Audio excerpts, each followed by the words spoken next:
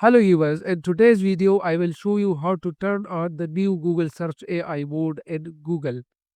This AI powered feature gives you smarter, faster and more visual answer right inside Google Search.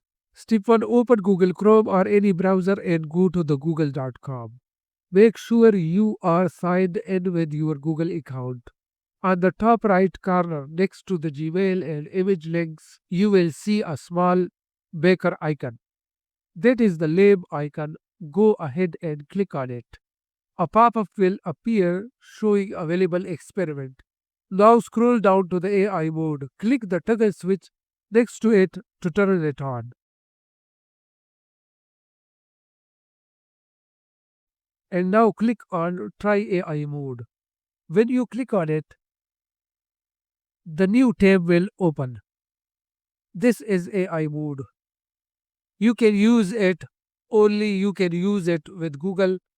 If you found this video helpful, don't forget to like, subscribe and share. Thanks for watching.